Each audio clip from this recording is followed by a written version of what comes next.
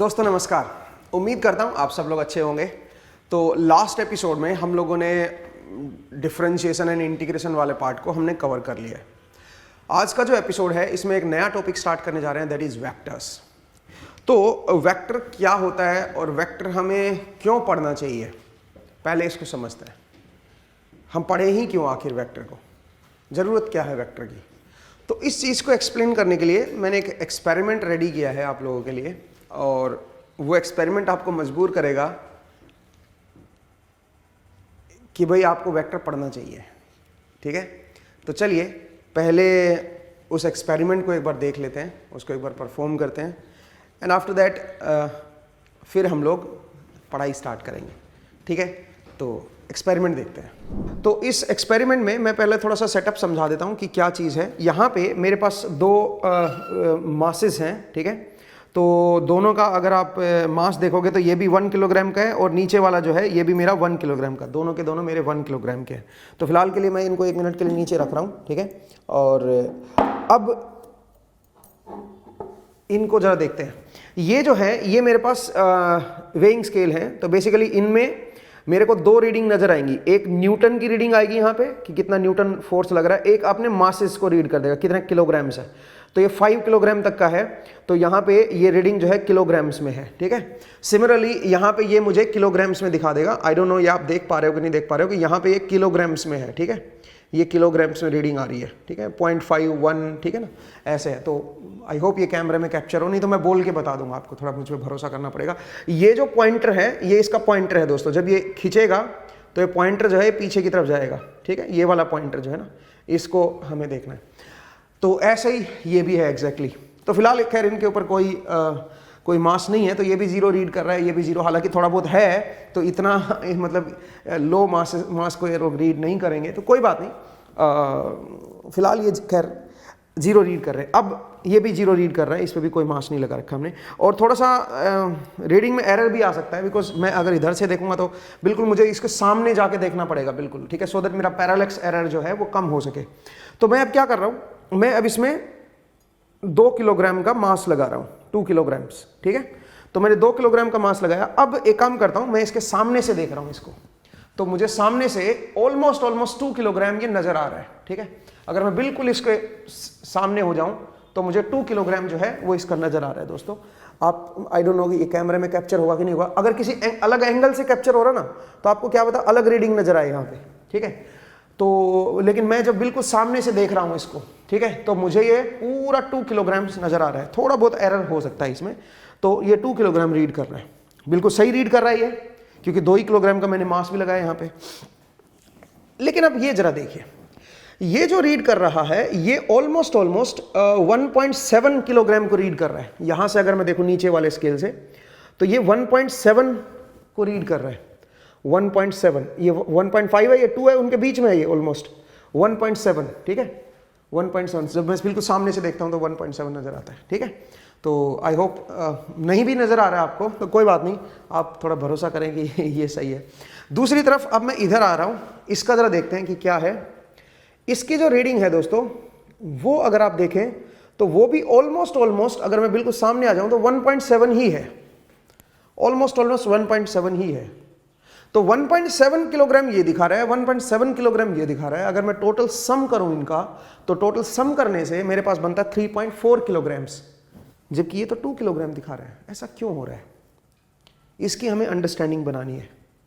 ऐसा क्या दिक्कत आ रही है इसके अंदर। ठीक है, तो इसको अपने को समझना है कि ऐसा क्यों हो रहा है कि भाई जो टोटल जो 2 किलोग्राम आना चाहिए था वो 2 किलोग्राम की बजाय 3.4 आ रहा है। अब एक और इंटरेस्टिंग चीज दिखाता हूं मैं इसको थोड़ा सा इस तरफ टिल्ट कर रहा हूं, थोड़ा सा इसको नीचे ला रहा हूं। तो मैंने ये थ्रेड से बांधा हुआ है, तो मैं जरा इस थ्रेड को जो है एक बार ओपन करता हूं, इसको खोलता हूं। ठीक है, और अब जरा देखिएगा, तो अब मैं जरा इसको धीरे धीरे एक वाले साइड को नीचे कर रहा हूं। ठीक है, और मैं किसी एक पॉइंट पे लाके इसको रोकने की कोशिश करूंगा। चलिए, हालांकि मुझे इनके बीच का एंगल भी आपको बताना चाहिए था, यहाँ से जो एंगल है ना वो भी मुझे बताना चाहिए था, बट वो कोई बात नहीं, जब मैं इसको एक्सप्लेन करूंगा तब मैं आपको बताऊंगा कि इसमें क्या चीज़ है, इसका एंगल हम कैसे देखें। और ठीक है, हाँ जी, तो मुझे लगता है यहाँ पे जरा रोक देता हूँ, देखते हैं कि अब रीडिंग बदली कि नहीं बदली। पहले 1.7 1.7 दोनों रीड कर रहे थे और ये 2 रीड कर रहा था। अब जरा देखिए ये वाला जो है ये स्टिल मेरा 2 किलोग्राम ही रीड कर रहा है। अगर मैं बिल्कुल सामने से देखूं तो ये 2 किलोग्राम ही रीड कर रहा है। आप आई डोंट नो कैमरे में ये कैप्चर होगा कि नहीं होगा, बट ये स्टिल मेरा 2 किलोग्राम को रीड कर रहा है। ठीक है, अगर मैं यहां पे देखूं और यहां पे देखूं तो ये जरा रीडिंग देखते हैं। यहां पे जो रीडिंग है जो मेरे सामने मुझे नजर आ रही है वो है ऑलमोस्ट 1.6 के अराउंड है। ठीक है, 1.6 या 1.7 के बीच में है। और ये अगर आप ध्यान से देखो तो इसको अगर मैं रीड करूंगा तो ये है मेरे पास 0.6, ये 0.6 है, ये 1.6 है। तो अगर मैं दोनों को ऐड करूंगा तो ये बनेगा 2.2, 1.6 प्लस 0.6 2.2, जबकि ये तो 2 है। तो इसका मतलब इन दोनों का जो सम है वो इसके बराबर नहीं आ रहा है दोस्तों। दोनों को सम करने से 2 नहीं आ रहा। ऐसा क्यों हो रहा है कि दोनों का सम जो है वो 2 नहीं आ रहा? अब इसका जो आंसर है वो आपको मिलेगा वेक्टर्स में। आप या ऐसे केसेस में इन दोनों का स्केलर एडिशन नहीं कर सकते, एल्जेब्राइक एडिशन नहीं कर सकते इस मास को कैलकुलेट करने के लिए। आप बोलोगे सर मास तो एक स्केलर क्वांटिटी है ना, उसमें कोई डायरेक्शन तो होती नहीं है। असल में हम यहां पे मास जरूर देख रहे हैं, बट कुछ और चीज ने यहां पे उस मास को ना छुपा लिया अपने अंदर, क्योंकि मास मेजर करने की जो टेक्निक है वो फोर्स की हेल्प से है, और फोर्स एक वेक्टर क्वांटिटी होती है। उसमें डायरेक्शन भी होता है, उसमें मैग्नीट्यूड भी होता है। तो बेसिकली यहां पे फोर्स लग रहा है, इसको एक खींच रहा है, इसको एक खींच रहा है, और फोर्स एक वेक्टर क्वांटिटी है। और जब वेक्टर इन्वॉल्व हो जाएंगे तो आप उनको डायरेक्ट एडिशन नहीं कर सकते हो। यहां पे ये दिक्कत आ रही है आपको। ठीक है, आई होप आपको ये क्लियर हुआ कि वेक्टर हम क्यों पढ़ें, वेक्टर पढ़ने का क्या मोटिवेशन है। ठीक है, तो चलिए जरा बोर्ड पे चलते हैं और पहले वेक्टर को पूरा समझेंगे, और फिर जब 4, 5, 6 क्लास हो चुकी होंगी, जब हम इसको पूरा समझ चुके होंगे, तो फिर से हम इसका सॉल्यूशन एक्सप्लेन करेंगे, और उस टाइम हम इसका एंगल भी मेजर करेंगे कि इसका क्या एंगल है। और ठीक है, तो उससे आपको ज्यादा बेहतर क्लैरिटी आएगी। ठीक है, तो चलिए दोस्तों बोर्ड पे मिलते हैं एंड पहले वेक्टर को समझते हैं, एंड उसके बाद फिर हम इसी प्रॉब्लम पे लौट के आएंगे। तो आप ये समझिए कि मैं कोशिश करूंगा कि 60 या 60 फर्स्ट लेक्चर में मैं इसको एक्सप्लेन करूं, 6-7 लेक्चर के बाद इसको एक्सप्लेन करते हैं। ठीक है, तो मिलते हैं बोर्ड पे। तो दोस्तों आपने एक्सपेरिमेंट देखा, और इस एक्सपेरिमेंट में आपने देखा कि भाई जो 2 वेइंग बैलेंस जो इधर एंगल पे लगे हुए थे, उनका जो एडिशन है वो तीसरे के सम के बराबर नहीं आ रहा। ऐसा क्यों हो रहा है? ऐसा इसलिए हो रहा है बिकॉज ऑफ वेक्टर्स। अब एक बार जब आप वेक्टर को पढ़ोगे तब आपको वो प्रॉब्लम अच्छे से समझ आएगी कि क्यों ऐसा हुआ। उनका जो सम था, इंडिविजुअल सम जो था, वो मेन जो नीचे वेट लटक रहा था उसका क्यों नहीं आया, उस सम के बराबर क्यों नहीं आया। तो उसके लिए हमें वेक्टर पढ़ने की जरूरत है इस चीज को समझने के लिए। तो चलिए जरा स्टार्ट करते हैं और वेक्टर को पढ़ते हैं। अब ये वेक्टर क्या चीज है? वेक्टर क्या होता है? वेक्टर वो क्वांटिटी को वेक्टर बोलते हैं जिस क्वांटिटी का अपना मैग्नीट्यूड भी हो और जिसके पास अपनी डायरेक्शन भी हो, जिसके पास अपनी डायरेक्शन भी हो, उसको हम लोग वेक्टर बोलते हैं। जैसे कि मैं एक एग्जांपल दूं, जनरली अगर आप इस रीजन को देखें, इस रूम को देखें, तो इस रूम में अगर मैं एक लेवल, इमेजिनरी लेवल यहां पे ले लूं, तो इस लेवल पे जो टेम्परेचर है वो ऑलमोस्ट कांस्टेंट है, 22 डिग्री मान लो। चलो यहां पे मेरा जो टेम्परेचर है इस लेवल पे, जिस पे मैं हाथ को दिखा रहा हूं, इस पे 22 डिग्री सेंटीग्रेड है टेम्परेचर। तो अगर मैं इस लेवल के ऊपर यहां पे कोई पॉइंट ले लूं, या यहां ले लूं, या यहां ले लूं, या यहां ले लूं, या कहीं पे भी ले लो, किसी भी दिशा में ले लो, अगर लेवल मेरा सेम है ये वाला, तो हर पॉइंट पे टेम्परेचर मेरा क्या रहेगा? 22 ही रहेगा, 22 डिग्री ही रहेगा। इसका मतलब जो टेम्परेचर है वो डायरेक्शन के इंडिपेंडेंट है, उसमें सिर्फ मैग्नीट्यूड ही चाहिए होता है आपको, डायरेक्शन की जरूरत नहीं होती। ठीक है, तो टेम्परेचर एक स्केलर क्वांटिटी है दोस्तों। दो चीजें होती हैं, एक वेक्टर और एक आपकी स्केलर। स्केलर का क्या मतलब होता है? स्केलर का मतलब होता है जिसके पास सिर्फ और सिर्फ क्या हो? मैग्नीट्यूड, उसमें डायरेक्शन इन्वॉल्व नहीं होती। ठीक है, जैसे कि मैं बोलूं कि भाई मैं 10 मीटर पर सेकंड से जा रहा हूं, मैं गाड़ी ड्राइव कर रहा हूं 10 मीटर पर सेकंड से, इसका मतलब क्या हुआ, इसका मतलब मेरे पास स्पीड है, इसमें मुझे कोई डायरेक्शन नहीं है कि किधर जा रहा हूं मैं।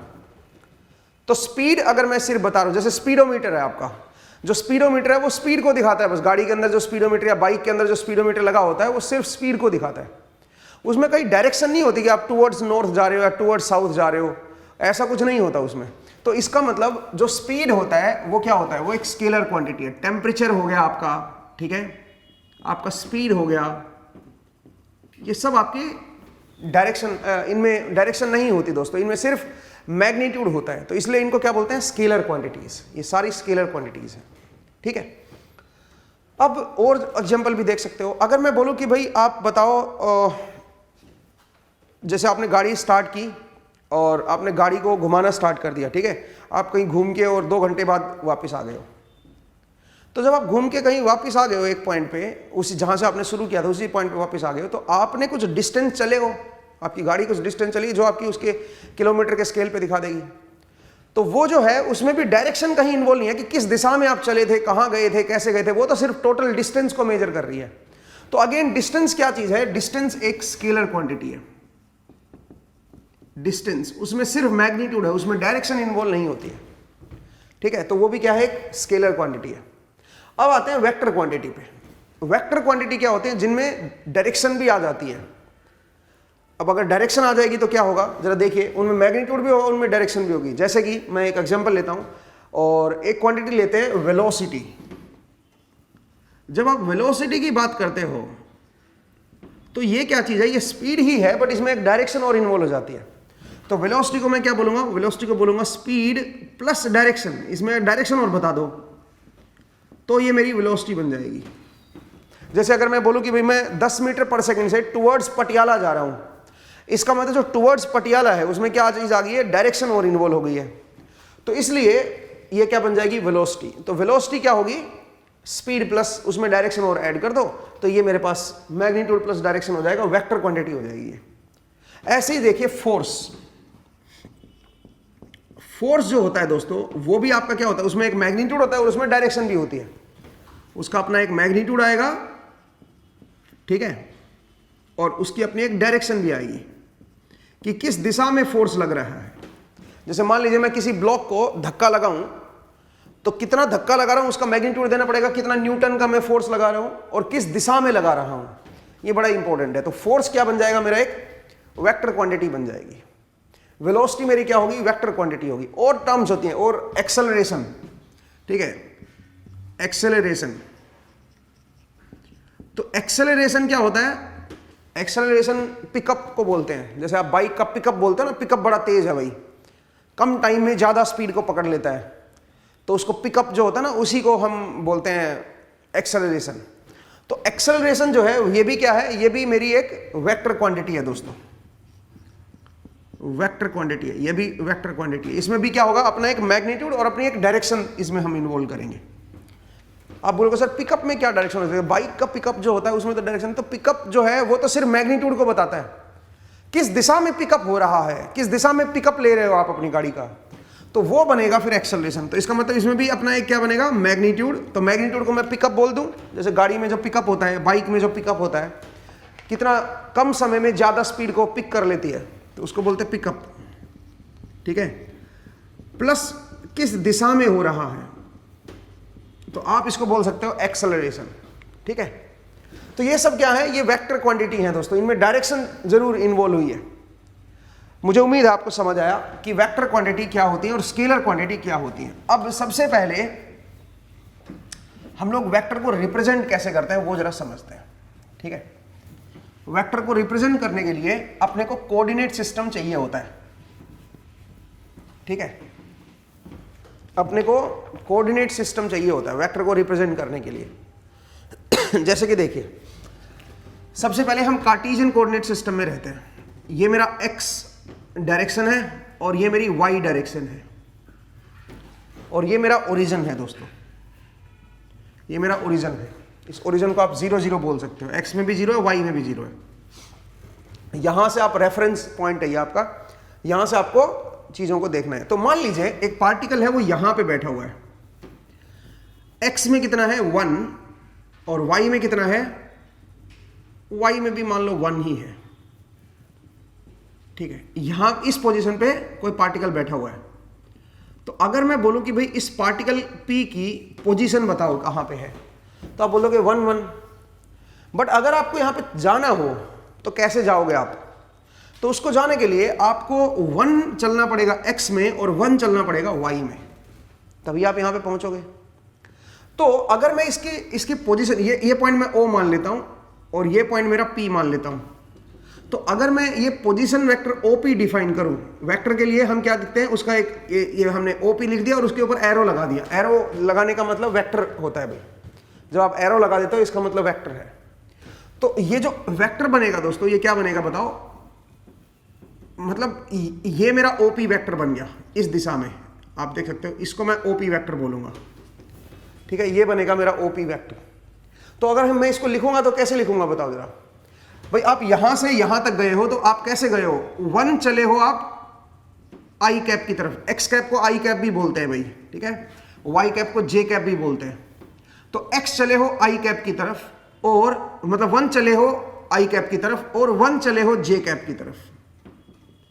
तो इस तरह से आप क्या करोगे? इस OP वेक्टर को दिखाओगे, इसको बोलते हैं पोजीशन वेक्टर। ये मेरा पोजीशन वेक्टर है OP। तो इस तरह से इसको दिखाया जाएगा 1 आई कैप प्लस 1 जे कैप, इस तरह से आप इसको दिखा सकते हो, ठीक है। ये रिप्रेजेंट करने का तरीका होता है, बताने का तरीका होता है कि आपको यहां पे पहुंचना है इस पोजीशन पे, तो रेफरेंस के रेस्पेक्ट में आप कैसे यहां तक जाओगे, ठीक है। मुझे उम्मीद है आपको समझ आया। एक और तरीका भी है, अगर मान लीजिए आपको कोई, तो इसमें देखो, इसमें डायरेक्शन भी इन्वॉल्व हो गई है और इसका अपना मैग्नीट्यूड भी है। यहां से यहां तक का अपना लेंथ होगी इसकी, कि कितनी लेंथ आपको चलना है और किस दिशा में चलना है। तो यहां पे डायरेक्शन भी इन्वॉल्व हो गई है कि पहले 1 चलो आई कैप की तरफ और फिर 1 चलो जे कैप की तरफ, ठीक है, तब जाके आप इस पॉइंट पे पहुंचोगे। तो दोनों चीज इन्वॉल्व हो गई हैं। और जरा देखिए, अगर मैं आपसे ये बोलूं कि जरा देखिए, इसी को अगर मैं ऐसे बोलना चाहूं कि देखो यहां पे 1 1 है, 1 1 है, इसको दिखाने का एक और तरीका भी होता है दोस्तों।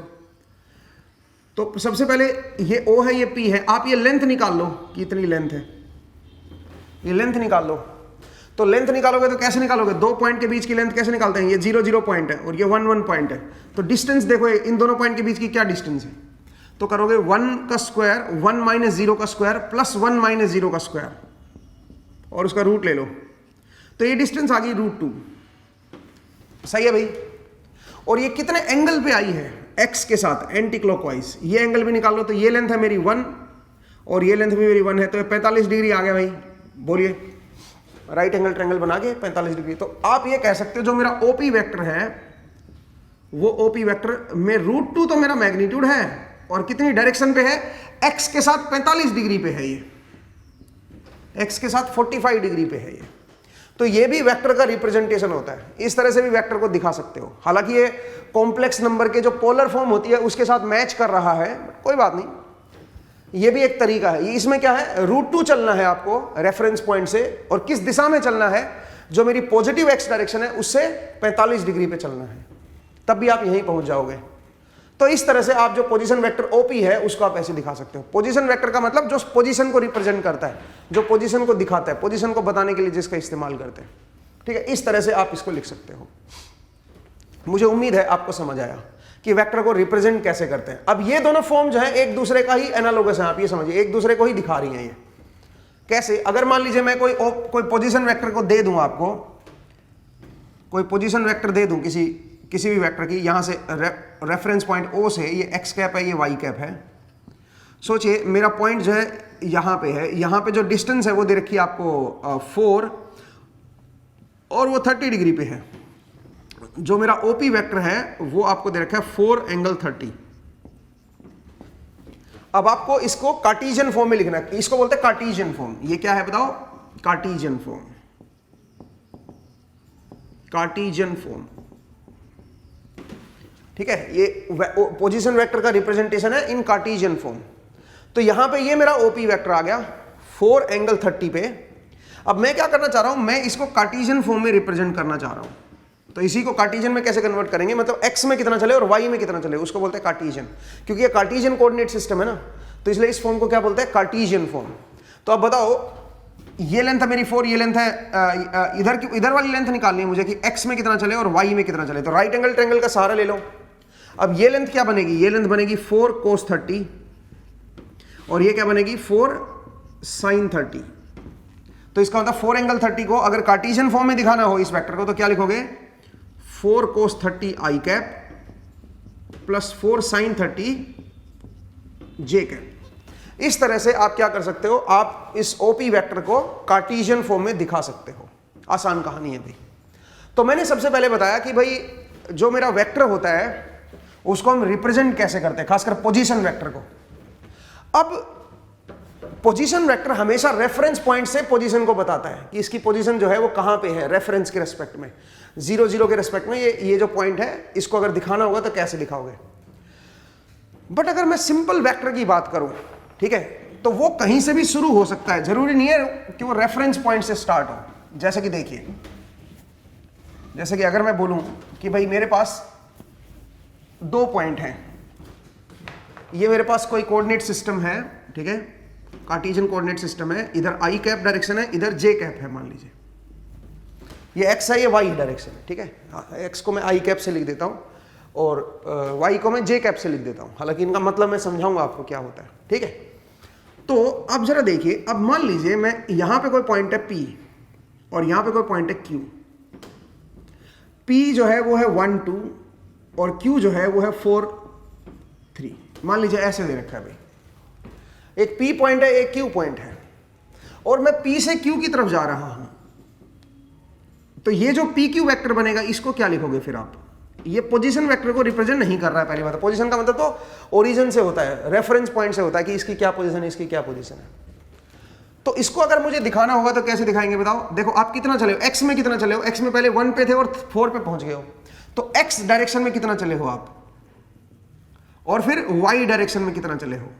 आपको तो ये देखना है कि पहले एक्स में कितना चले हो और फिर वाई में कितना चले हो। तो एक्स में कितना चले हो बताओ, 4 पे पहुंच गए हो, 1 से शुरू किया था आप, तो इसका मतलब है 4 - 1 आई कैप। देखो x में यहां पे क्या पोजीशन थी, x में पोजीशन यहां पे 1 पे थी और यहां पे x में क्या पोजीशन थी 4 पे थी।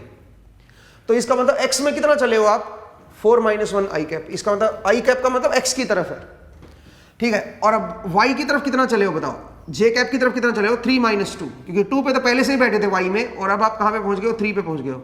तो यहां पे लिखोगे 3 - 2 j कैप। तो ये क्या बन जाएगा दोस्तों, ये बन जाएगा 3 आई कैप प्लस जे कैप। ये बन जाएगा मेरा PQ वेक्टर, ठीक है भाई, ये PQ वेक्टर आ जाएगा मेरे पास।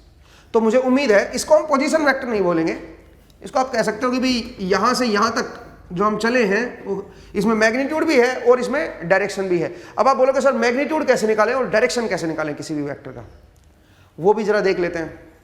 जैसे यही वेक्टर है, ये PQ वेक्टर है मेरा, P और Q के बीच की डिस्टेंस को भी दिखा रहा है और डायरेक्शन को भी दिखा रहा है। कैसे दिखा रहा है वो चीज़ों को देखते हैं अभी, कि इसमें डायरेक्शन कहाँ है और इसमें मैग्नीट्यूड कहाँ है, दोनों को देखते हैं, ठीक है। तो मुझे उम्मीद है पहले ये आपको समझ आया कि कैसे दिखाएंगे 2 पॉइंट के बीच में, ठीक है। 2 पॉइंट के बीच में अगर मुझे डायरेक्शन भी दिखानी हो, अगर एक पॉइंट से दूसरे पॉइंट तक जा रहे हो आप, तो किस दिशा में चलना पड़ेगा आपको और कितने डिस्टेंस चलना पड़ेगा, वो अगर चीज़ को कैप्चर करना हो तो इस इंफॉर्मेशन के अंदर वो सारी दोनों चीज़ें कैप्चर है, ठीक है। नाउ द क्वेश्चन इज, मैंने बताया कि वेक्टर के अंदर अपना मैग्नीट्यूड होता है और अपनी डायरेक्शन होती है। अब वो कैसे देखें, देखो दोस्तों, वेक्टर जो है वो होता है मैग्नीट्यूड एंड डायरेक्शन। मैग्नीट्यूड के साथ क्या लगा दो आप, डायरेक्शन और लगा दो, तो आपका क्या बन जाएगा बताओ, तो आपका वेक्टर बन जाएगा। अब जरा सुनिए, अगर मैं बोलूं कि इसका मैग्नीट्यूड बताओ क्या होगा, P से Q तक जाने का मैग्नीट्यूड क्या होगा, तो मैग्नीट्यूड के लिए क्या करोगे बताओ, PQ वेक्टर जो है इसका अगर मैं मैग्नीट्यूड देखना चाहूं तो मैग्नीट्यूड क्या बनेगा, रूट ऑफ x कंपोनेंट जो है वो 3 है और y कंपोनेंट कितना है 1 है, तो 3 का स्क्वायर कर दो प्लस 1 का स्क्वायर कर दो, तो रूट 10 क्या है बताओ मेरा, इसका मैग्नीट्यूड आ गया, रूट 10 मेरा मैग्नीट्यूड आ गया। तो इसका मतलब जो वेक्टर है वो है 3 आई कैप प्लस जे कैप। इसमें क्या आ गया, मैग्नीट्यूड आ गया मेरा रूट 10। अब मुझे क्या चाहिए, अब मुझे चाहिए डायरेक्शन। तो डायरेक्शन निकालने के लिए क्या करो, इस रूट 10 को नीचे ले आओ। तो इस वेक्टर की जो डायरेक्शन आएगी दोस्तों, वो डायरेक्शन क्या निकल के आएगी, सुनिए, direction will be equal to 3 I cap plus J cap divide by क्या कर दो, √10, ये इसकी डायरेक्शन आ जाएगी। इसका मतलब डायरेक्शन को निकालने का क्या तरीका हो गया, वेक्टर डिवाइड बाय वेक्टर का magnitude, vector divide by vector का मैग्नीट्यूड। इसको आप बोल सकते हो उस वेक्टर की डायरेक्शन आ जाएगी, और इसी को एक नया नाम देते हैं, that is unit vector, unit vector. अब ये यूनिट वेक्टर क्या चीज होती है, डायरेक्शन को ही बोला जाता है यूनिट वेक्टर, डायरेक्शन का ही दूसरा नाम है यूनिट वेक्टर। अगर मैं इसको डिफाइन करूं यूनिट वेक्टर को, तो यूनिट वेक्टर क्या चीज होता है, जिसका मैग्नीट्यूड क्या होगा दोस्तों, 1। यूनिट वेक्टर, यूनिट वेक्टर क्या होता है जिसका मैग्नीट्यूड क्या होता है, बताओ। अगर मैं यूनिट वेक्टर को देखूं तो यूनिट वेक्टर में आप बोल सकते हो कि इसका जो मैग्नीट्यूड होगा वो मेरा 1 होगा, और इसमें केवल और केवल डायरेक्शन होती है, इसका मैग्नीट्यूड 1 बनेगा। ठीक है, जैसे कि यहां पे देखो इसका मैग्नीट्यूड 1 है दोस्तों, ऊपर वाले का मैग्नीट्यूड √10 है और नीचे भी √10 है। तो अगर इसका मैग्नीट्यूड निकालोगे तो ये 1 बनेगा, कट जाएगा ना। इसमें सिर्फ और सिर्फ डायरेक्शन इन्वॉल्व होती है। तो यूनिट वेक्टर में मैग्नीट्यूड 1 होता है, डायरेक्शन इन्वॉल्व होती है। जैसे कि अगर मैं बोलूं आई कैप, आई कैप, आई कैप का मतलब क्या है बताओ, 1 आई कैप है ये, इसका अगर आप 1 आई कैप है प्लस 0 जे कैप है, प्लस 0 जे कैप है। तो अगर आप इसको देखोगे तो इसका मैग्नीट्यूड 1 है भाई, और डायरेक्शन इसकी आई कैप की तरफ है, तो इसको आप यूनिट वेक्टर बोल सकते हो। ये सब यूनिट वेक्टर है, डायरेक्शन दिखाने के लिए यूज हुए हैं। ये मेरा यूनिट वेक्टर है, इसको आप यूनिट वेक्टर बोल सकते हो, इसमें सिर्फ डायरेक्शन इन्वॉल्व होती है। ये भी मेरा एक यूनिट वेक्टर है, इसका मैग्नीट्यूड 1 है दोस्तों। ठीक है, ये सिर्फ डायरेक्शन दिखाने के लिए यूज होता है कि इधर मेरी आई कैप डायरेक्शन, इधर मेरी जे कैप डायरेक्शन है। मुझे उम्मीद है ये समझ आया आपको कि यूनिट वेक्टर जो है वो क्या चीज होता है, वो डायरेक्शन को ही यूनिट वेक्टर बोलते हैं। और कैसे आप निकालोगे, जैसे ये पी क्यू है, पी क्यू की डायरेक्शन अगर निकालनी है तो अगर मैं पी क्यू कैप बोल दूं, पी क्यू कैप, कैप का मतलब यूनिट वेक्टर होता है, इसकी डायरेक्शन से होता है, तो वो क्या होगा, वो इसका मैग्नीट्यूड डिवाइड बाई मतलब वेक्टर डिवाइड बाई इसका मैग्नीट्यूड कर दो, तो वो बन जाएगा 3 आई cap plus J cap divide by √10। ये बनेगा मेरा p q cap, p q unit vector आ जाएगा। ये इस दिशा में दिखाएगा, ये इस दिशा को दिखाएगा। आई होप आपको ये समझ आया। ठीक है, अब जरा देखिए, अब वापस आते हैं, अब आपको और चीज थोड़ा और अच्छे से समझ आएगा वेक्टर। ठीक है, जरा देखिए दोस्तों, अगर मैं आपसे बोलूं कि कोई वेक्टर दे रखा है आपको, ठीक है, आपको अगर यूनिट वेक्टर समझ आ गया, डायरेक्शन का मीनिंग समझ आ गया, तो अब आप थोड़ा और बेहतर समझ सकते हो। आपको ये सारे 2D वेक्टर हैं, 2 डायमेंशन में है, एक आई कैप है और एक क्या है मेरा जे कैप। इनको हम 2D में दिखा रहे हैं। तो जरा देखिए दोस्तों, अगर मैं बोलूं कि आप यहां से यहां पे जा रहे हो, ठीक है, ये पॉइंट है मेरा 1 2 या 1 1 बोल दो, ठीक है, और ये जो पॉइंट है ये है मान लीजिए मेरा मे बी 3 4, ये पॉइंट है। तो आप P से Q पे जा रहे हो मान लीजिए, तो आपको आपका जो ये वेक्टर बनेगा, ये क्या बनेगा, PQ वेक्टर। तो PQ वेक्टर के अंदर मैग्नीट्यूड भी है, डायरेक्शन भी है। तो क्या लिखोगे बताओ इसको, इसको लिखोगे 3 - 1 that is 2 I cap plus 4 - 1 3 J cap. ये मेरा PQ वेक्टर बन जाएगा। बट जरा ध्यान से देखिए, इसको अगर आप दूसरे सेंस में बोले तो मैं ये कह सकता हूं, जरा देखिए भाई, आपने P से चलना शुरू किया तो पहले आई कैप की दिशा में कितना चले, ठीक है, आई कैप की दिशा में कितना चले और जे कैप की दिशा में कितना चले, आई कैप की दिशा में कितना चले और जे कैप की दिशा में कितना चले। तो जितना आप आई कैप की दिशा में चले हो उसके साथ आप आई कैप लगा दो, तो 2 चले हो आप इधर, क्योंकि आई में देखो एक्स में इसका कंपोनेंट 1 था और 1 से 3 पे गए हो ना आप, तो इसका मतलब x की तरफ आप 2 चले हो, इसका मतलब आई कैप की तरफ आप 2 चले हो। तो अगर इस 2 के साथ मैं आई कैप लगा दूंगा तो ये वेक्टर बन जाएगा 2 आई कैप। आई कैप डायरेक्शन है, मैग्नीट्यूड है 2। और फिर j की तरफ कितना चले हो, j की तरफ आप कितना चले हो, देखो 1 से 4 पे गए हो, तो 3 डायरेक्शन आप j कैप की तरफ, 3 मैग्नीट्यूड आप j कैप की तरफ चले हो। तो इसका मतलब 3 के साथ क्या लगा दो, j कैप लगा दो, तो उससे क्या आ जाएगा, ये वाला वेक्टर आ जाएगा। समझा अभी, मतलब जे कैप की तरफ डायरेक्शन मैग्नीट्यूड पता चल जाएगा कितना चले हो। तो जे कैप सिर्फ क्या दिखा रहा है, सिर्फ डायरेक्शन को बता रहा है कि इधर की तरफ है डायरेक्शन आपकी, और ये क्या बता रहा है, ये मैग्नीट्यूड को बता रहा है कि कितना आप चले हो उस तरफ। मुझे उम्मीद है आपको ये समझ आया, और ये मेरा वेक्टर बन जाएगा पी क्यू वेक्टर। अगर मैं पी क्यू की ये डायरेक्शन निकालने की चाहूँ कि भाई सीधा यही डायरेक्शन बता दो ना, जो इस दिशा में चले हो यही डायरेक्शन बता दो। तो इसकी डायरेक्शन क्या बनेगी जरा बताओ, कैप लगा दो और इसके साथ क्या लिख दो 2i cap plus 3j cap divide by क्या कर दो इसका मैग्नीट्यूड, यहां से यहां तक का मैग्नीट्यूड। तो पाइथागोरस थ्योरम से मैग्नीट्यूड भी निकाल सकते हो या फिर इसके कंपोनेंट से ही निकाल दो, रूट ऑफ 2 का स्क्वायर 4 प्लस 3 का स्क्वायर 9। तो इस तरह से आपके पास क्या आ जाएगा, इस वेक्टर की दिशा भी आ जाएगी, डायरेक्शन भी आ जाएगा और ये वेक्टर भी हमने रिप्रेजेंट कर दिया और उसकी डायरेक्शन भी आ गई। इसी को आप यूनिट वेक्टर भी बोलते हो। इसका जो मैग्नीट्यूड है वो 1 है दोस्तों, ठीक है। इसमें केवल डायरेक्शन इन्वॉल्व हो रखी है ये वाली। तो मुझे उम्मीद है आपको समझ आया। ये सारे जो थे ये सारे मेरे 2D वेक्टर थे, 2 डायमेंशन में, 2 डायमेंशन में हमने इनको दिखाया, ठीक है। अच्छा एक बात और जरा देखिए, अगर क्या मैं इस PQ वेक्टर को पोजीशन वेक्टर बोल सकता हूं? नहीं। अगर पोजीशन वेक्टर बोलता तो क्या होता, फिर मेरी यहां से होता, ओरिजिन से होता, फिर मैं कि ओरिजिन से कहां पे मेरी, क्या ओरिजिन से फिर 2i कैप चलो, फिर 3j कैप चलो, तब जाके आप वहां पे पहुंचोगे। तो ये पोजीशन वेक्टर नहीं है भाई।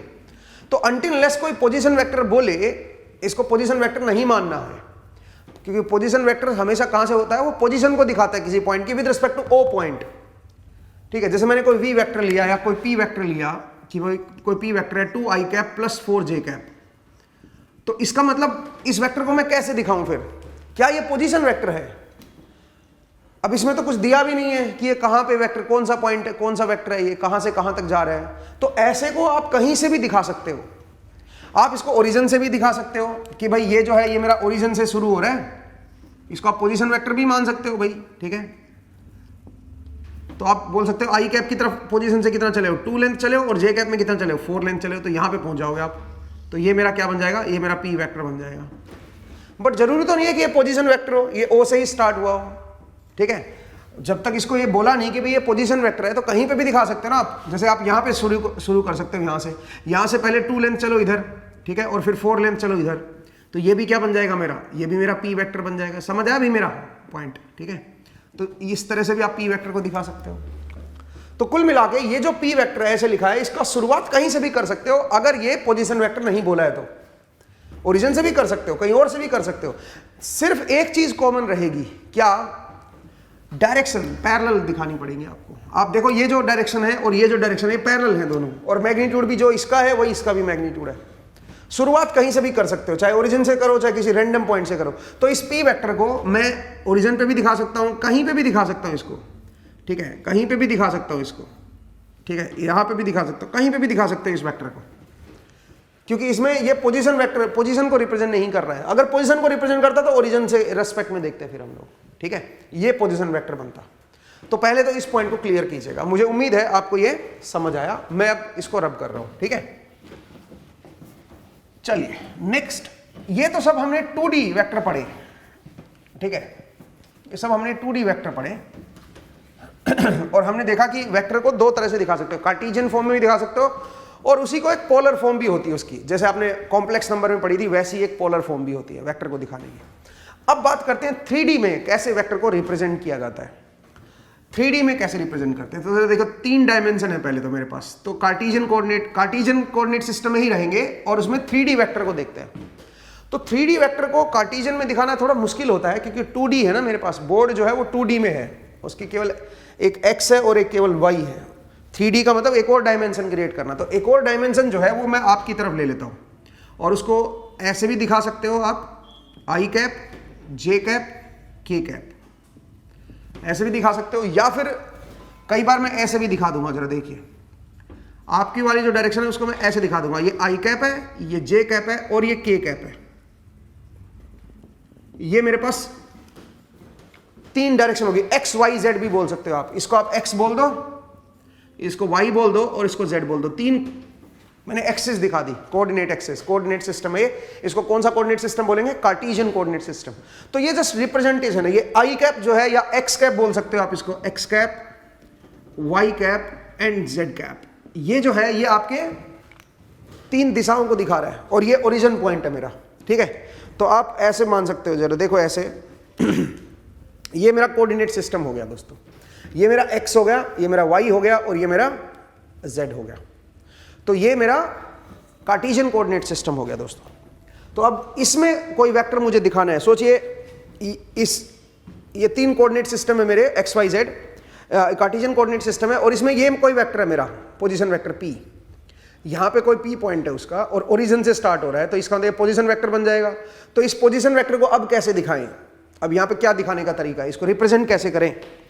तो रिप्रेजेंट कैसे किया जाता है, आसान है रिप्रेजेंट करना, ठीक है। बट पहले आप ये समझिए कि 3 डायमेंशनल वेक्टर को कैसे दिखा जाता है। उसमें 3 डायमेंशन दिखानी पड़ेंगी, 3 डायरेक्शन दिखानी पड़ेंगी आपको, एक एक्स डायरेक्शन, एक वाई डायरेक्शन और एक जेड डायरेक्शन, और तीनों एक दूसरे के परपेंडिकुलर होनी चाहिए। अब यहाँ पे एक चीज और मैं बता दूं आपको, कुछ बच्चे यहाँ पे ऐसे कंफ्यूज होते हैं कि सर एक्स इधर और वाई इधर और जेड इधर ही क्यों दिखाया। क्या हम ऐसा कर सकते हैं कि भाई आप जो है एक्स को इधर दिखा दो, जेड को इधर दिखा दो और वाई को इधर दिखा दो, और ये 90-90 का इनमें वो है भाई एंगल है, आपस में एंगल जो है 90-90 का। तो क्या मैं कोऑर्डिनेट सिस्टम को ऐसे दिखा सकता हूं? आंसर इज नो, ऐसे नहीं दिखा सकते हो आप, ठीक है। ये गलत रिप्रेजेंटेशन है कोऑर्डिनेट सिस्टम का। क्यों? एक्स आपने कौन सा दिखाया, इधर वाला, ये वाला एक्स दिखा दिया, ये वाला वाई दिखा दिया, और ऊपर वाला क्या दिखाया आपने, जेड। ये एक्स है, ये वाई है और ये जेड है। ये गलत रिप्रेजेंटेशन है दोस्तों। क्यों गलत रिप्रेजेंटेशन है?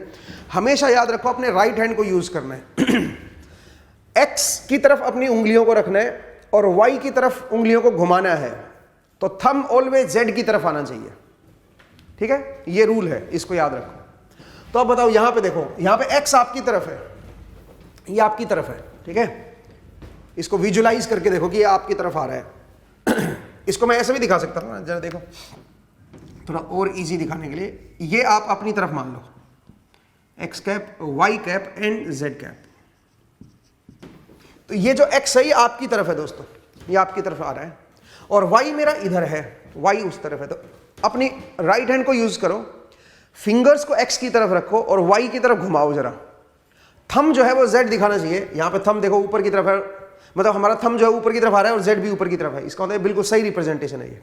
यहां पे आइए, अब एक्स मेरा किधर है, राइट हैंड का इस्तेमाल करना है। एक्स मेरा उस तरफ है और वाई आपकी तरफ है। तो अब आप बताओ, मैं अपने राइट हैंड की फिंगर्स को इधर से इधर घुमाना है, तो ऐसे ही तो घुमाऊंगा, सामने करके तो ऐसे घूमेगा, उल्टा घूमेगा भाई, उल्टा तो नहीं आना है मुझे। इस बार एक्स से वाई, एक्स इधर है तो इस दिशा से इस दिशा में आना है, तो मुझे उल्टा करना पड़ेगा अपने राइट हैंड को और ऐसे घुमाना पड़ेगा। इसका मतलब थंब किधर आ रहा है, नीचे, लेकिन आपने जेड किधर दिखाया, ऊपर। तो ये रॉन्ग रिप्रेजेंटेशन हो गया, गलत रिप्रेजेंटेशन हो गया दोस्तों। ये रिप्रेजेंटेशन मेरा गलत है, ये रिप्रेजेंटेशन मेरा सही है, ठीक है। तो आप जरा समझिए कि रिप्रेजेंटेशन कैसे दिखा देता। हाँ, इसमें अगर मैं जेड नीचे दिखा देता तो ये करेक्ट हो जाता भाई। अगर मैं बोलता कि जेड मेरा नीचे की तरफ है तो फिर ये रिप्रेजेंटेशन भी करेक्ट हो जाता, ठीक है। तो कार्टेशियन कोऑर्डिनेट सिस्टम को दिखाया कैसे जाता है, 3 दिशाओं को कैसे दिखाया जाता है, पहले तो वो समझिए। ज्यादातर केसेस में हम इसी का इस्तेमाल करेंगे, इस कंसेप्ट का, एक्स वाई जेड, बस ये इस्तेमाल करेंगे कि एक्स से वाई की तरफ जाओगे तो जेड आएगा, और ये रिप्रेजेंट करते हैं। बट आपको ये पता होना चाहिए कि आप गलत कई बार रिप्रेजेंट कर देते हो। किसी भी दिशा को एक्स दिखा देते हो, किसी भी डायरेक्शन को वाई, और किसी को भी रैंडम नहीं दिखा सकते हो आप। एक्स से वाई जाओगे तो हमेशा जेड आना चाहिए, थंब की डायरेक्शन हमेशा जेड की तरफ होनी चाहिए, वही हमारा करेक्ट होगा, ठीक है। तो चलिए अब 3 डायमेंशनल वेक्टर की बात करते हैं, 3 डायमेंशन में रहते हैं। अब देखते हैं कि पोजीशन वेक्टर को कैसे दिखाएं। सोचिए, आप ओरिजिन पे बैठे हो और आप एक पॉइंट है P, और ये 3 डायमेंशनल वेक्टर है भाई, ये पॉइंट है मेरा P। तो मुझे इस OP वेक्टर को दिखाना है। ये जो OP वेक्टर है ये क्या बनेगा, ये मुझे दिखाना है दोस्तों। इसको हम कैसे रिप्रेजेंट करें इसको दिखाना है। तो आप कैसे दिखा सकते हो दोस्तों, आप जो है प्रोजेक्शन की हेल्प से बता सकते हैं। भाई OP पे पहुंचने के लिए आपको ये देखना पड़ेगा एक्स में कितना चले, वाई में कितना चले और जेड में कितना चले, ठीक है भाई। जैसे मान लीजिए आपके पास ये कोई वेक्टर है, OP वेक्टर, यहां पे है P पॉइंट, आपको यहां पे पहुंचना है, तो आपको ये देखना होगा एक्स में कितना चलो, कितना एक्स में चले, कितना वाई में चले और कितना जेड में चले। तो आपको ये निकालना होगा एक्स में कितना चले, वाई में कितना चले, जेड में कितना चले, तब जाके आप इस P पॉइंट पे पहुंचोगे। तो अगर इस P पॉइंट के मेरे पास कोऑर्डिनेट आ जाए कि P पॉइंट मेरा कहां पे है, क्योंकि इसके कोऑर्डिनेट तो पता है, ओरिजिन के तो 0 0 0 पे है। अगर इस P पॉइंट के मेरे पास कोऑर्डिनेट आ जाए कि भाई एक्स में कितना है, वाई में कितना है, जेड में कितना है, तो फिर हम इस OP को दिखा सकते हैं। अब इसके कोऑर्डिनेट कैसे दिखाएं, किसी भी वेक्टर के कोऑर्डिनेट कैसे निकालते हैं, बड़ा आसान है। जरा देखिए दोस्तों, सबसे पहले 2D में आइए। 2D में देखिए, ये था मेरा एक्स कैप और ये था मेरा वाई कैप, और ये मेरा ओरिजिन था मान लीजिए, और यहां पे मान लीजिए मेरा P था। और ये लेंथ थी एल, ये था थीटा। तो आप इस ओपी वेक्टर को कैसे दिखाओगे दोस्तों? ओपी वेक्टर को दिखाओगे एल एंगल थीटा, इस तरह से दिखा सकते हो। ये हमने अभी मैंने बताया आपको, इस तरह से इस वेक्टर को दिखा सकते हो आप। बट अगर मुझे कोऑर्डिनेट सिस्टम की फॉर्म में दिखाना हो, कार्टेशियन फॉर्म में दिखाना हो, तो क्या करोगे? आप इसका प्रोजेक्शन लोगे, इसका प्रोजेक्शन लो इस तरफ की, एक्स में कितना चले हो आप, ये लेंथ कितना है, और वाई में कितना चले हो, तो यहां ओरिजिन से एक्स में कितना चले हो और वाई में कितना चले हो। ठीक है, तो ये दो लेंथ आपको निकालनी है, उन दोनों लेंथ से भी आप इस ओपी वेक्टर को रिप्रेजेंट कर सकते हो। अब कैसे देखोगे ये लेंथ? मैंने आपको प्रोजेक्शन के बारे में बताया था कॉम्प्लेक्स नंबर में भी, कि जिस एक्सिस के साथ एंगल बन रहा हो उसके साथ हमेशा क्या ले लिया करो? कोस ले लिया करो। और उसके परपेंडिकुलर वाली जो एक्सिस है उसके साथ क्या ले लेना है? साइन। तो इसका मतलब ये क्या बनेगा बताओ जरा? ये बनेगा एल कोस थीटा, और ये लेंथ क्या बनेगी? L sine theta. ठीक है, एक बनेगा एल कोस थीटा, एक बनेगा एल साइन थीटा। तो अगर मुझे इस ओपी वेक्टर को दिखाना होगा तो मैं क्या बोलूंगा? यहां पे पहुंचने के लिए आई कैप की तरफ कितना चले हो? एल कोस थीटा, और जे कैप की तरफ कितना चले हो? L sine theta. सही है भाई? इस तरह से आप जो है इस ओपी वेक्टर को दिखा सकते हो। ठीक है, तो प्रोजेक्शन निकाल लो इसके। प्रोजेक्शन मैंने बताया था कैसे निकालते हैं। प्रोजेक्शन कैसे निकालते हैं? जिस एक्सिस पे प्रोजेक्शन चाहिए आप उसके परपेंडिकुलर सूरज की लाइटें डालो। अगर आपको एक कंसेप्ट याद हो तो आप देख लो कि प्रोजेक्शन का मतलब होता है परछाई। आप ये देख लो परछाई कहां तक बनेगी। तो अगर इस लाइट को देखोगे तो ब्राइट स्पॉट बनाएगी यहां पे, बट ये जो लाइट आएगी दोस्तों, ये लाइट यहां पे ब्लॉक हो जाएगी। ब्लॉक हो जाएगी तो यहां पे डार्क स्पॉट बनाएगी। सिमिलरली ये जो लाइट आ रही है सारे यहां पे ब्लॉक कर देंगे। ये जो लाइन है ये इस सारी लाइट को ब्लॉक कर देगी। तो इसका मतलब क्या हुआ? इसका मतलब ये हुआ कि यहां तक परछाई बनेगी इसकी। तो ये लेंथ क्या होगा? इसका प्रोजेक्शन हो जाएगा एक्स डायरेक्शन में, और ये इसका प्रोजेक्शन हो जाएगा वाई डायरेक्शन में। अब ये प्रोजेक्शन निकालने के लिए सूरज की किरणों को ऐसे डालो, ऐसे डालो, और देखो कि कितनी परछाई बन रही है। तो वर्टिकल एक्सिस पे यहां तक परछाई बनेगी, क्योंकि ये तो जो है ये ब्राइट स्पॉट बनाएगी यहां पे, बट ये जो लाइट है ये ब्लॉक हो जाएगी, तो इसलिए डार्क स्पॉट बनाएगी यहां पे, परछाई आ जाएगी इसकी। समझ आया? तो किसी भी एक्सिस पे अगर आपको परछाई देखनी है, किसी भी डायरेक्शन में परछाई देखनी है, तो उसके परपेंडिकुलर सूरज की किरणें डालो। आपको इधर परछाई देखनी है या इधर पर, एक ही बात है ना। आप इस एक्सिस पे इसकी, अगर इस एक्सिस पे परछाई देख रहे हो वाई डायरेक्शन में, तो यहां तक परछाई बनेगी ना इसकी। तो उस इधर से सूरज की किरणें डालो। फिर आपको वाई डायरेक्शन में परछाई देखनी है ना, वाई डायरेक्शन में कितनी बन रही है। तो चाहे तो इधर से सूरज की किरण डालो, या आप यहां पे वाई मान लो और इधर से सूरज की किरण डालो, एक ही बात है ना। वो तो अपने को अल्टीमेटली ये लेंथ चाहिए, वो लेंथ यहां से ये वाली निकाल लो, चाहे यहां से ये वाली निकाल लो। ये वाली निकालनी है तो सूरज की किरण इधर से डाल के और ये लेंथ निकाल लो, तो ये बनेगा एल साइन थीटा। मैंने इसका डायरेक्ट रूल भी बताया था, क्या कि जिस एक्सिस के साथ, जिस एक्सिस पे आपको प्रोजेक्शन चाहिए, आप ये देख लिया करो उस एक्सिस के साथ क्या एंगल बन रहा है, और फिर उसका कोसाइन ले लो बस। ठीक है, इस तरह से ये आ जाएगा। अब इस एक्सिस के साथ क्या बन रहा है? अगर ये थीटा है तो इस एक्सिस के साथ क्या होगा बताओ जरा? इधर की तरफ प्रोजेक्शन चाहिए ना आपको, तो ये 90 माइनस थीटा हो जाएगा। तो L cos 90 माइनस थीटा ले लो इसके साथ, क्योंकि जिस एक्सिस के साथ एंगल है उसी पे अगर प्रोजेक्शन चाहिए तो उसका कोसाइन ले लिया करो एंगल का, उन दोनों पे के बीच का एंगल। तो आपको इस एक्सिस पे चाहिए प्रोजेक्शन, तो इस एक्सिस के साथ एंगल कितना बन रहा है? 90 माइनस थीटा। तो L cos 90 माइनस थीटा कर दोगे तो L sin थीटा बन जाएगा। मुझे उम्मीद है आपको ये समझ आया कि कैसे आप जो है प्रोजेक्शन को देखते हो। अब यहां पे देखिए 3D में, तो 3D में प्रोजेक्शन कैसे निकालोगे? ओपी, इसकी लेंथ L मान लो, तो आपको क्या करना पड़ेगा? आपको ये बताना पड़ेगा ये जो लेंथ है L, ये x के साथ कितना एंगल बना रही है, सोचिए अल्फा बना रही है, y के साथ कितना बना रही है, सोचिए बीटा बना रही है, और z के साथ कितना बना रही है, गामा। तो अगर मुझे इस OP वेक्टर को लिखना होगा दोस्तों, तो मैं क्या लिखूंगा बताओ जरा? L, इसका x में बताओ क्या प्रोजेक्शन आएगा? x के साथ कितना एंगल है? अल्फा, तो आप सीधा सीधा लिख दो L cos alpha i cap. फिर आ जाओ y में, y की तरफ कितना प्रोजेक्शन आएगा? y में कितना चल रहे हो आप यहां तक पहुंचने के लिए? y में कितना चल रहे हो यहां तक पहुंचने के लिए? L cos बीटा कर दो, क्योंकि y के साथ बीटा एंगल बन रहा है, ये बन जाएगा j कैप। और k कैप की तरफ कितना चल रहे हो? L cos गामा कर दो, ये आ जाएगा k कैप। समझ आया भाई?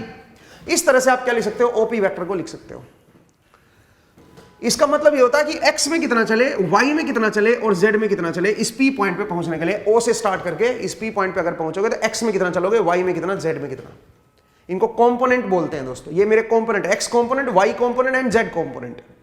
तो इस तरह से आप इस OP वेक्टर को लिख सकते हो। अगर आपको लेंथ पता है और इनके एंगल पता है तो आप इस OP वेक्टर को लिख सकते हो। ठीक है, मुझे उम्मीद है आपको ये समझ आया कि किस तरह से OP वेक्टर को लिखेंगे। बट अभी यहाँ पे चीजें खत्म नहीं हुई हैं, यहाँ से चीजें शुरू हुई हैं। वेक्टर रिप्रेजेंटेशन में आपको थोड़ा सा बता रहा था, तो अभी रिप्रेजेंटेशन में थोड़ा सा और 1-2 पॉइंट बचे हुए हैं जिनको हम अगली क्लास में करेंगे, क्योंकि आज की क्लास का हमारा टाइम हो गया है। तो नेक्स्ट क्लास में हम इसी स्क्रीन से स्टार्ट करेंगे, ठीक है। तो चलिए दोस्तों, आज के लिए इतना ही, एंड नेक्स्ट क्लास में आपसे फिर से मुलाकात होगी। अपना ख्याल रखिए, पढ़ते रहिए, मुस्कुराते रहिए। नेक्स्ट टाइम मिलेंगे। Thank you.